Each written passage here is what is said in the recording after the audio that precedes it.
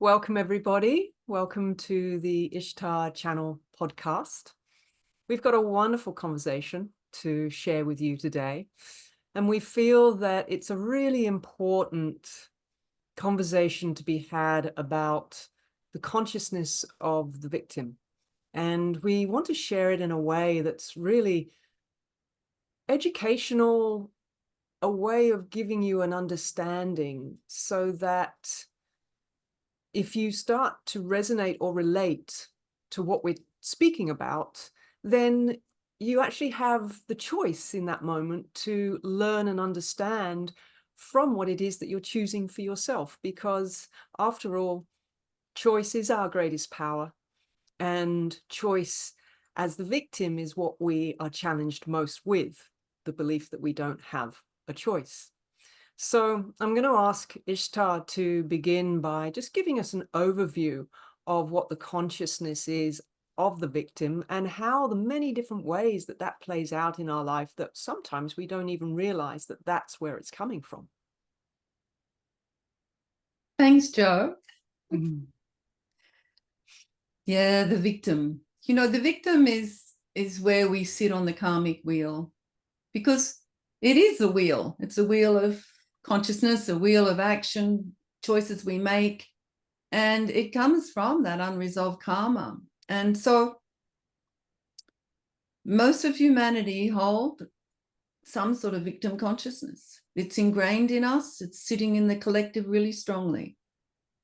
It's been a program that's been set within us mainly through religious dogma over the last 3,000 to 4,000 years of humanity's history, if not longer, where we have sat believing that we are sinners. It comes back to that old story. We are a sinner. We are not good enough for heaven. We're not good enough for God. We're sinners.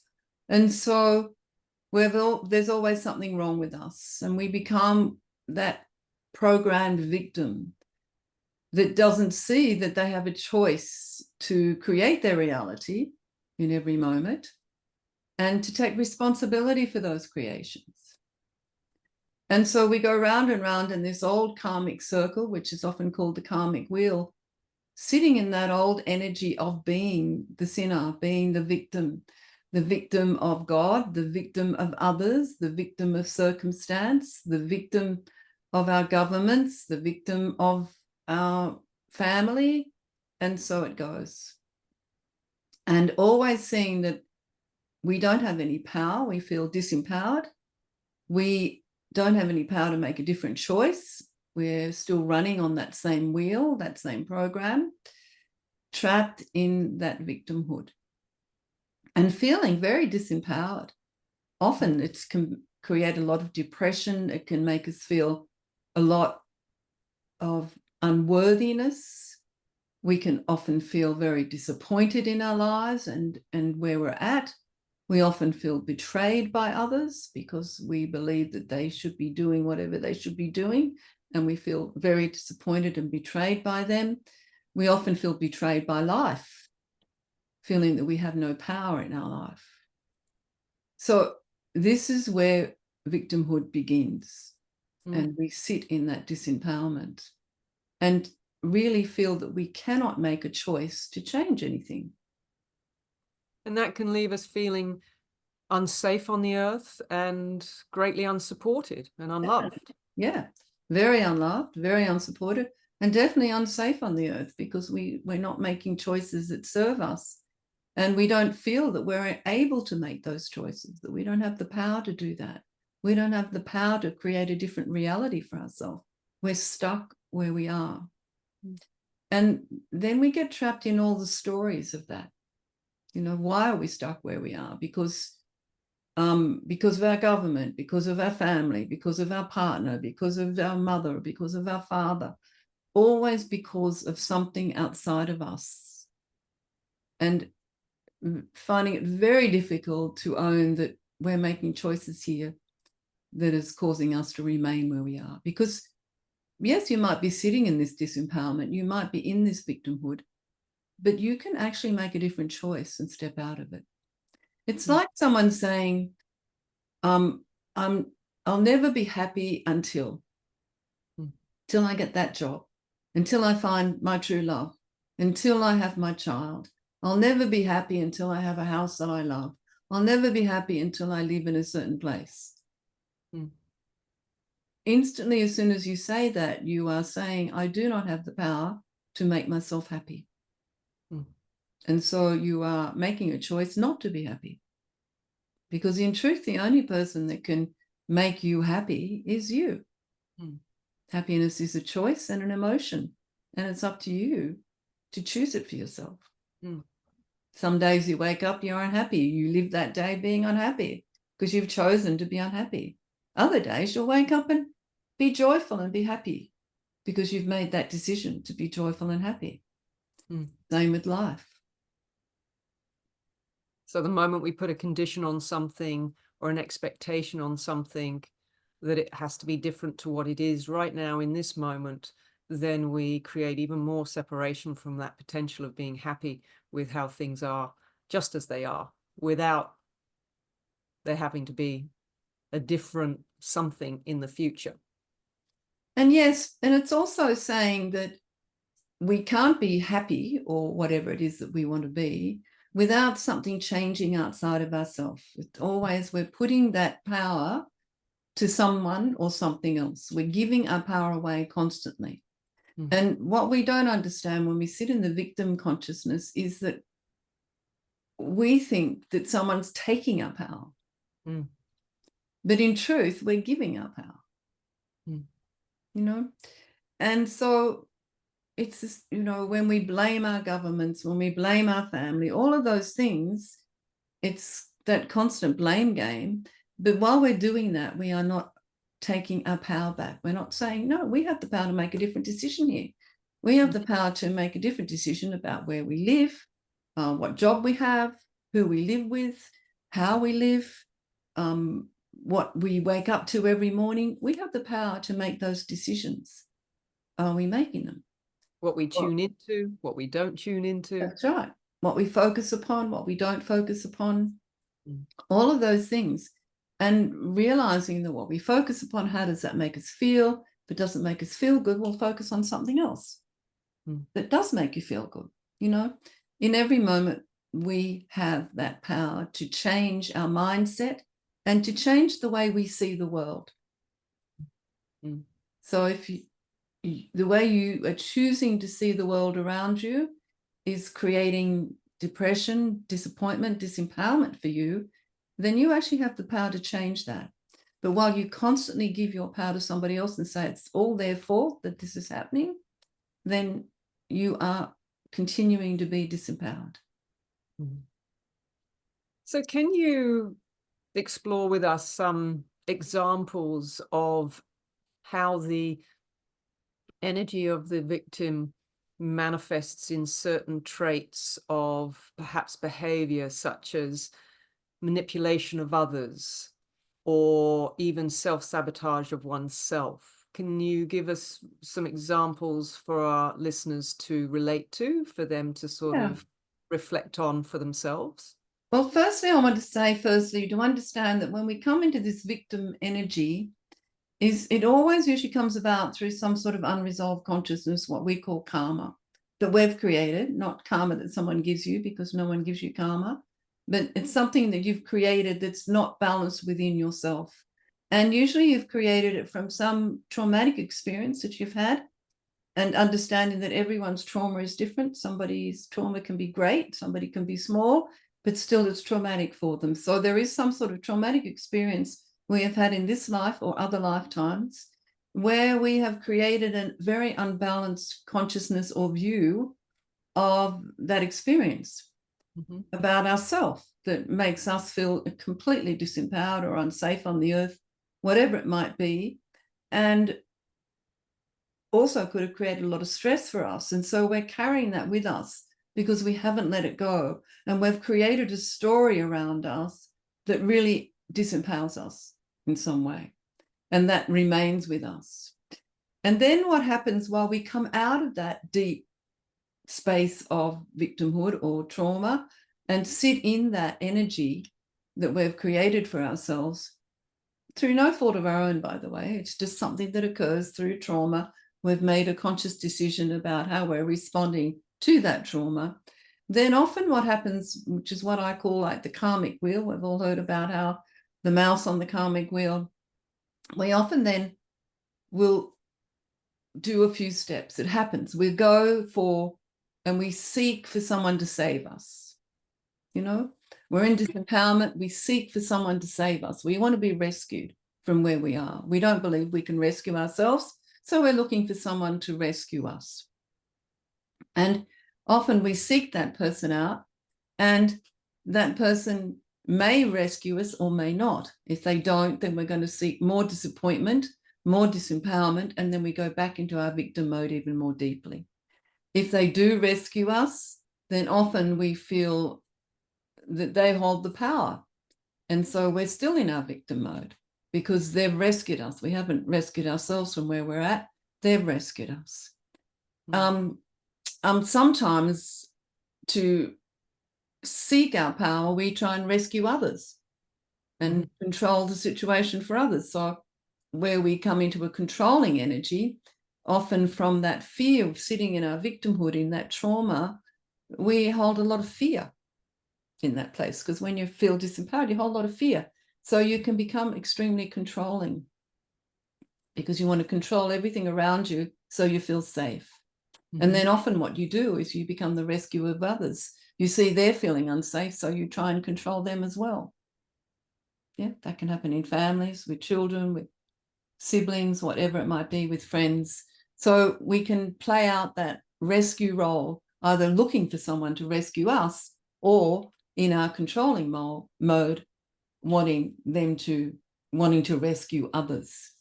And of course, sometimes that can backfire because we then become very controlling with others and they don't want it. They push us away. We go back into our disempowerment and our victim role again. It puts us back. You know, we're either going forward on the wheel or we're going back on the wheel of consciousness and of energy and responses.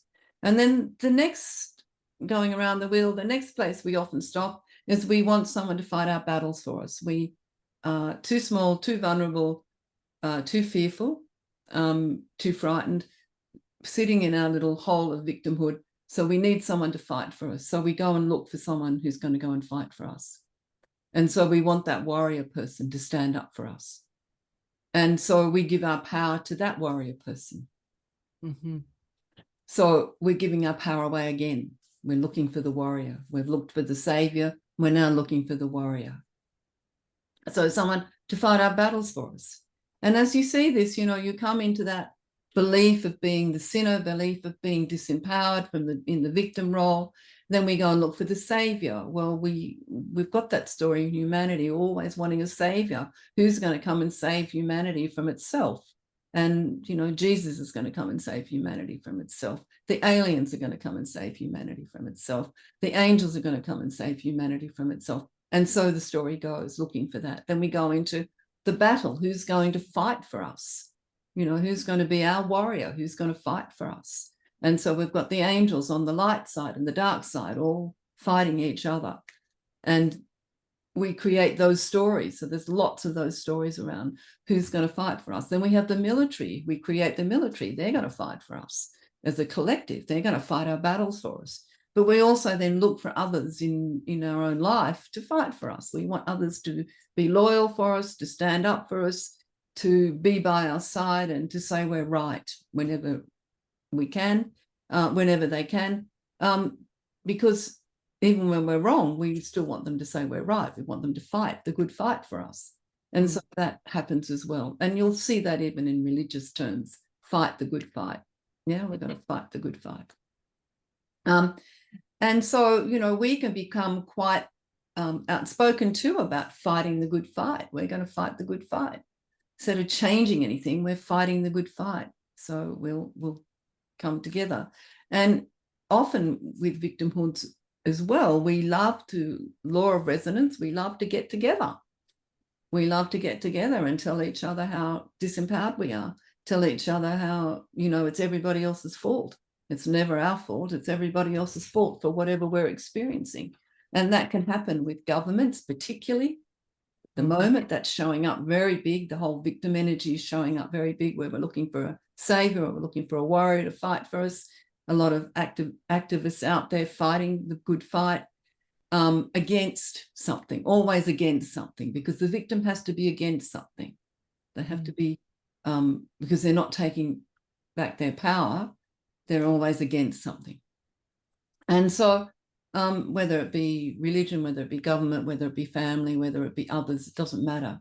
And often, coming back to self-sabotage, we're often against ourselves. You know, we fight, we create sabotage ourselves all the time. And then the next stop around the wheel is the persecuted, because the victim often feels very persecuted, often feels that others are persecuting. It's always from outside. We're being persecuted. That's why we're disempowered. That's why, you know, they're out to get us all the time. They're always out to get us. So then we can go back into our victim energy again and stay there, because we can't come out of this because we're too frightened and we haven't got any power, because they're out to get us all the time. And that is terrifying. It's a terrifying place to be. You know, it's never us, it's always them. There's always a them. Yeah. And it comes back to that. And it comes back to that whole persecuted thing, that often the victim can also become the bully or the persecutor. So then they persecute others because that makes them feel better about themselves. They bully others. Where they've been bullied, they then turn around and bully others because it makes them feel more empowered in some way. But eventually the wheel takes you all the way back to the victim energy again. You haven't gotten off the wheel. You're still, no matter where you've gone for help, you haven't actually gotten off the wheel, and you come back to the victim energy, still feeling disempowered, still blaming others for your predicament, whatever it might be, and unable to believe that you can actually make different choices for where you're sitting. The interesting thing about all of that is that when you go around that wheel several times, you get very entrenched in being the victim. It becomes part of your story. And it's so much harder sometimes to make a different choice, to really empower yourself, to create a different life for yourself. It becomes so hard to move house, to leave your partner, to change your job, to, you know, move countries, whatever it might be. It's safer to sit where you are in fear or in disempowerment and continue to blame everything around you for what's going on. Yeah. And the more you do that, the more you create that story, and the more you sit in your karma.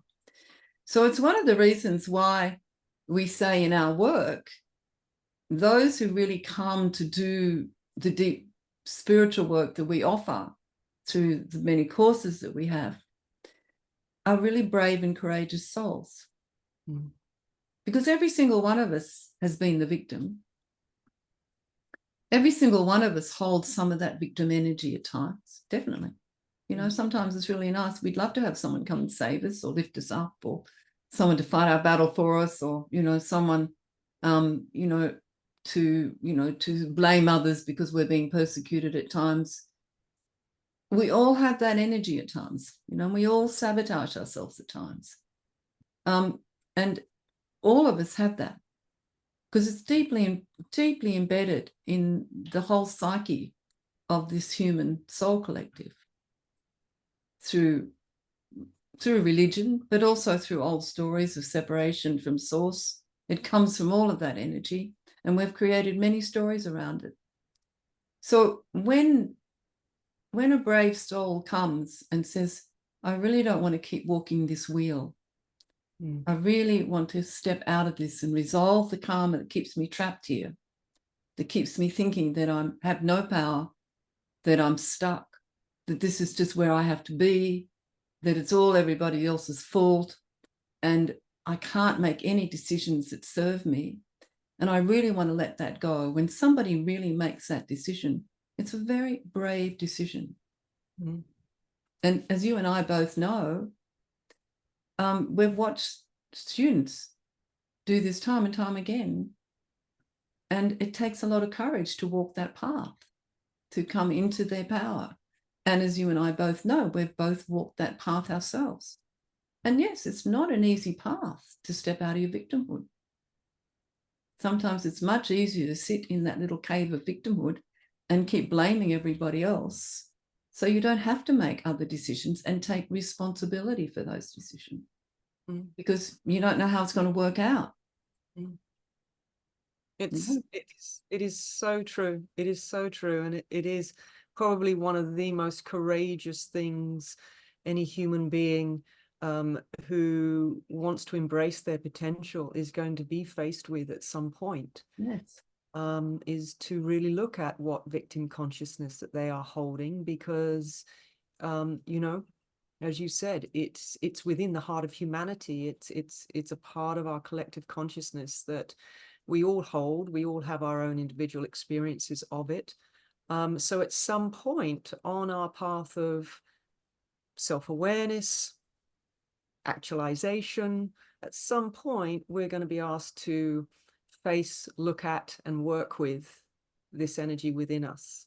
And yes, as you said, I certainly have, and I'm forever grateful for the courses that I've done with you. That's really helped me learn how to work with that energy so that I don't feel so quashed by it, which, you know, was an experience for a number of years.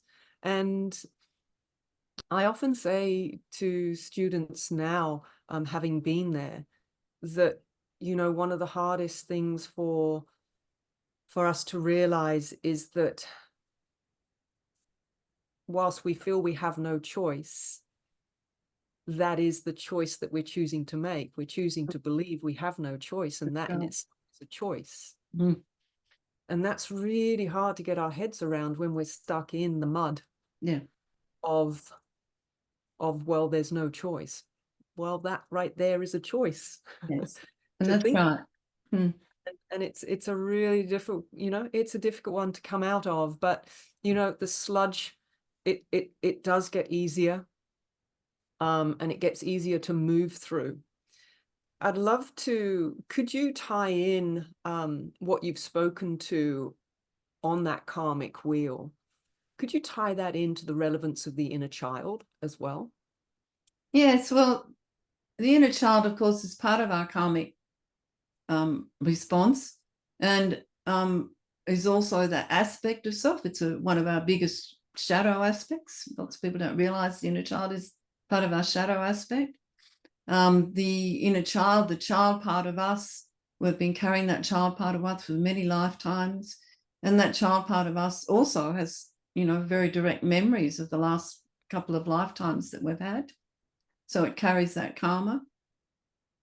And when the inner child is sitting in victimhood and you're playing that out in your life, then it's very difficult to have any sort of adult relationships, because your relationships with others will always be from the point of view of a 5-year-old, you know, because of and the trauma that 5-year-old is carrying, not just from this lifetime, but from previous lifetimes that are there, because the inner child carries the memory of the last 3 lifetimes. So, you know, it's very present for them. And so that is sitting there. So it's very difficult for you to have that adult, healthy relationship with others. What you end up having is a child relationship that's really based on trauma. And so there's a lot of need, there's a lot of demand, there's a lot of expectation, there's a lot of feeling that you can't, the other person has to fulfill you in some way. The other person has to do it for you. And, you know, which is that child energy, again, that child self that comes through, because the child is sitting in that very traumatic place of being the victim of something, and is unable to make choices in a way because it's the child self. It hasn't developed its ability to make conscious choices through its free will. So it's just in reactive mode. And so it's reacting, definitely looking for someone to save it, rescue it, fight its battles, and to often will become the bully or the persecutor, because it's the only way it can defend itself. So that happens with that inner child consciousness within you, and that gets played out on that karmic wheel very strongly. So you will find that when that inner child is really playing out its victim energy, that your relationships will always be out of balance, because you can't have healthy, balanced relationships with people because of that inner child energy. So you don't have intimate adult relationships that are very healthy. And so there's a struggle with that. And you may always question why. And that's because of that inner child energy that's always seeking to find its power through someone else, because it wants to be cared for, it wants to be nurtured, and wants to be loved, and it doesn't know how to do that for itself. Such really powerful information and understanding for us to have about ourselves. And I really hope that our listeners, if they are feeling at all resonant to examples that we're sharing, that they're able to embrace that part of themselves and not go into judgment to what they're hearing. And if it is triggering a part of you because you're recognizing, well, yeah, that's me, and I do that, and I do that, then, I really invite you all just to take a breath, because it's not about us sitting here judging that aspect of self. We're really giving you an opportunity to become aware of it so that you can empower yourself to work with it and go beyond the limitations that that aspect of yourself creates in your life, because that aspect really does create your greatest limitations. So it does, Jo, you're so right. And it really prevents so many people from living a fulfilling life, and above all, a happy life. They can find joy in their life. And so where they're not angry all the time, where they're not blaming everybody all the time, where they're not feeling lost or disempowered all the time, so, and as we said, to really connect with this energy within you, and to really do something about it, is a courageous thing. It's scary at first, and the victim part of you doesn't want to let go, because it feels very safe in its victim cave. It feels very safe attached to that story that keeps it where it is. But there's also that part of you that wants to grow and wants to explore and to feel a fulfilled and happy life, and knows that where you're at right now is not doing that. So, honor that part of yourself, but also choose to be a little bit courageous and find the support, whether you come and do work with us or someone else, but find someone who can support you to step out of that victim mode, not keep you in it.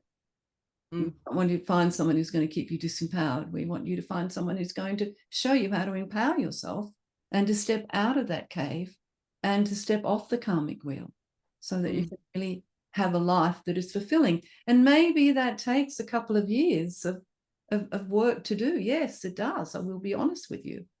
But it's so rewarding. We see this all the time with students, after 1 or 2 years of work, there is such a shift in them,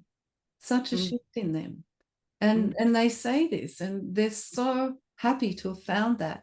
And it wasn't easy, and it was challenging. And yet through those challenges, they have been supported to discover the power that they do hold in themselves, and how they can turn their life around. And that's the gift. We don't have to stay the victim. We don't. And it really becomes their birthplace for the freedom that I hear so many people, using the term freedom. I just want to be free. And, I always say, free of what? Nice, yeah. What do you want to be free of? Or what do you want to have freedom to experience? And, the only thing that ever keeps them from feeling as, free, because it is a feeling, it's a state of being. It's not dependent on what we have. It requires us to really look at where it is that victim consciousness is preventing us again, because a lack of freedom comes from a feeling of a lack of choice. That's right. Yes. And it is all about that. It is about our power comes from our choices. It really does. We don't understand it, but our power comes from our choices, our free will. It's been given to us to use and to learn from. So it's all about choice. One more question, which is, more of like a scenario, because I've had it many times. And I often, get asked by others, you know, how can I manage best a situation? And I'll kind of describe the scenario. You know, when people are so in that victim consciousness where their focus is very much outside of them and what's going on outside of them. And it wasn't so long ago, I was, you know, having a conversation with somebody who you could feel that their energy was so caught up in, well, what am I supposed to do? Just sit back and let it all happen? You know, you think it's fair that the government's doing this? You think it's fair that, so what you're saying, that I should just turn the TV off, stop paying attention, and just, you know, close the curtains as if nothing's happening, and, you know, it's all going to go away? Things don't change. Things aren't going to change if I just turn the TV off. It's still happening out there. Surely I should stand up and do something about it. Otherwise, how's anything ever going to change in life? Mm. So really, you know, and I feel with all my heart where they're coming from.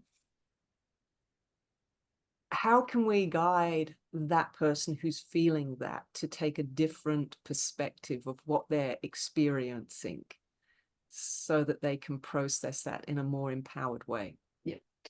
Well, you know, firstly, when we go into any sort of situation with anger and resentment, disempowerment, which that energy is, it's this, I'm disempowered. It's all your fault. I feel disempowered. It's all your fault that this is happening to me.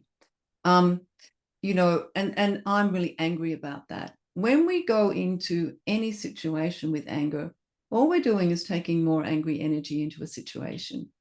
And so that doesn't serve us, doesn't serve the situation.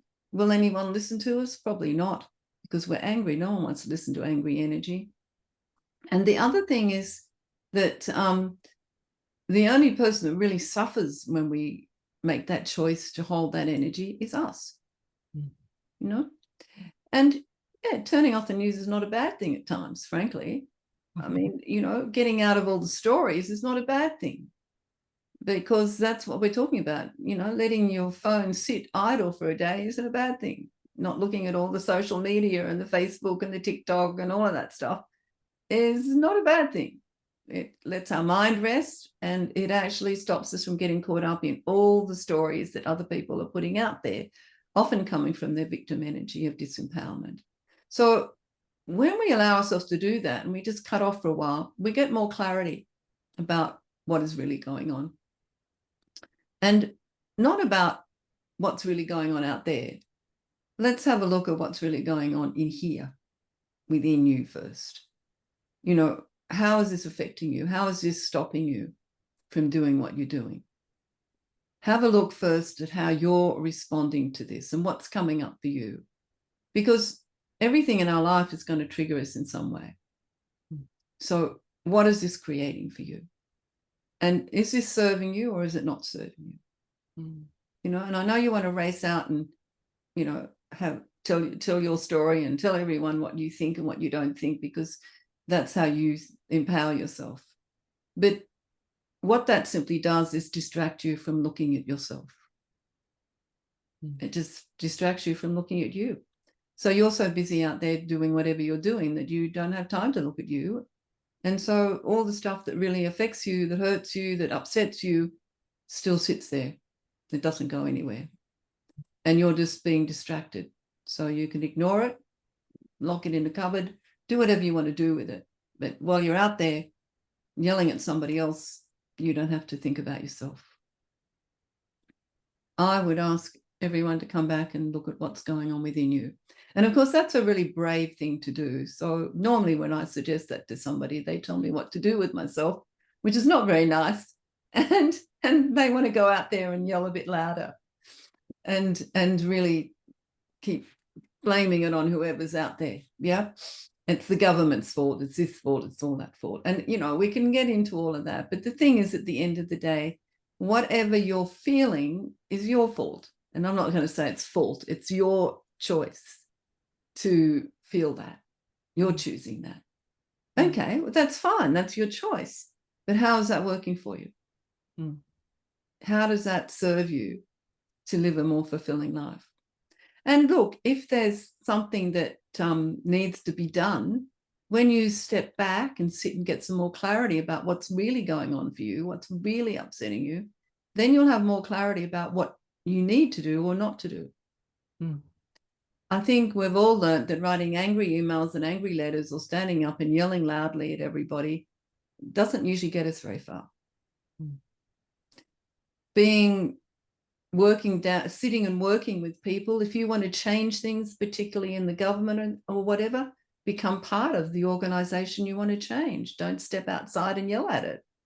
Become part of it to make change. Make some choices. If you really think things should be different, become a local councillor, become an MP, whatever you need to do, join a committee, get involved in something. But just going out and screaming and yelling railing at whatever is out there that you blame doesn't serve you. It doesn't serve anybody. It's a great distraction. It'll make you feel really, really good for a minute, but then you've still got to come back to you.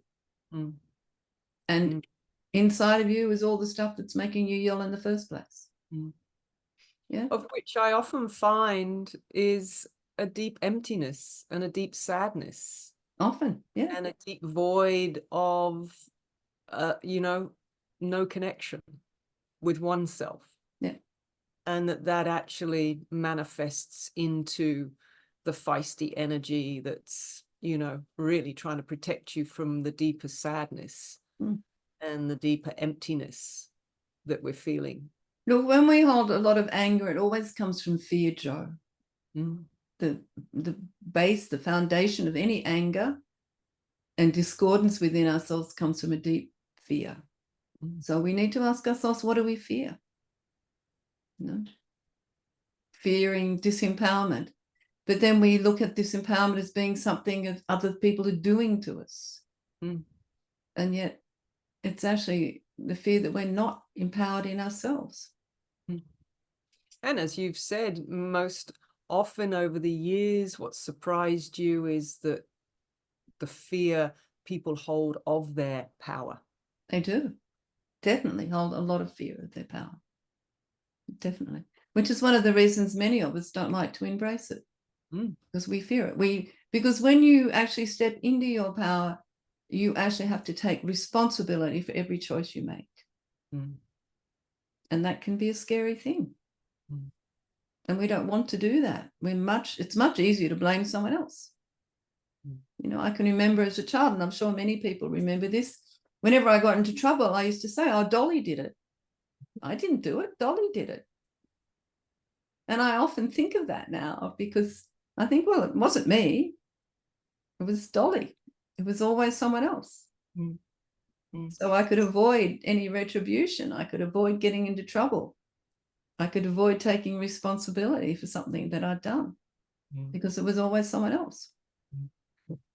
I remember growing up, my younger brother, he was always mischief and always getting in trouble. And one day he knew he was going to be in trouble again. So he looked at me and said, can you take the blame? I'm always in trouble with mum and dad. Will you take the blame this time? And as the younger sister, of course, I looked and I went, okay, sure. Okay, sure. Yes. It only took mum to look at us and look at us twice to know, really?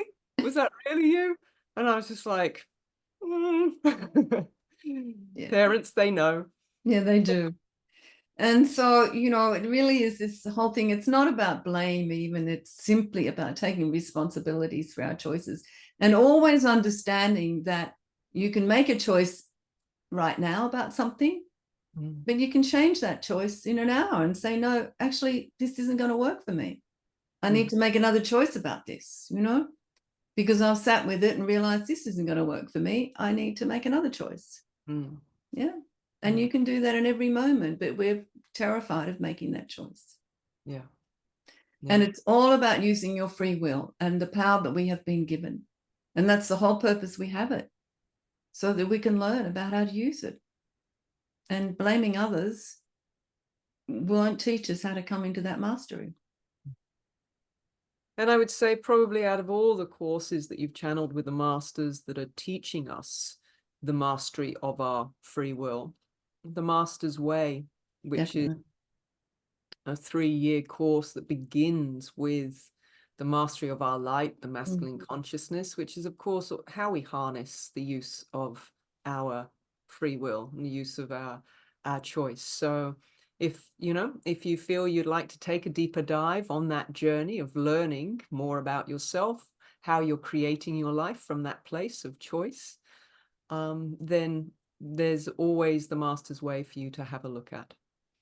Yeah. And yes, go on. Students of that course are very courageous. I honor them all the time. And they have the most amazing ahas. And so many of them, even in the second year, just say, my whole life has turned around since doing this course. Yeah. Yeah, they really do. And which is beautiful. Really. It is. It really is. And sure, as you say, it's not easy. You are asked to, take a look at things that you probably have been trying to sweep under the carpet for a long, long time. Yeah. And so hence why the courageous and bravery comes into it. But as the masters have always said, when we shift our consciousness, then healing can occur on all levels. That's right. Yes. And it requires shifting consciousness. Yeah. But it's worth it, everyone. It really is. To take your power back. It really is worth it. It is. I think, what I've come to learn, the most important relationship that I'm here to develop is the one with myself. That's right. Yes. The one with my spirit. I was driving the other day and I just had this thought, like little voice that just said to me, you come into this world with nothing but the connection to the creation energy that created you. And you will leave this world alone, once again, with nothing more than the creation energy that you are about to transform back into. So what you choose to do on your earthly walk with that relationship will determine the reality of your physical experience, as well as the next reality when you release the form and you move again back into that creation energy. And I was just like, wow, we put so much time and effort and emphasis on so many other relationships. And that seems to be the relationship that gets put to the back of the queue. And for me, thankfully, over the years, it's come to the front of the queue. Beautiful. Yeah. Yes. And it needs to be, but you're quite right. It does get put to the back of the queue. But that's such wise words shared, Joe, because that's what our journey is about. And yet we forget. We get so caught up in everything else. We actually forget. Thank you. I hope those that have listened have taken some wisdom and understanding from what we've shared. And of course, you can always find us, get in touch with us. If you are looking for some further support, then please don't hesitate to connect.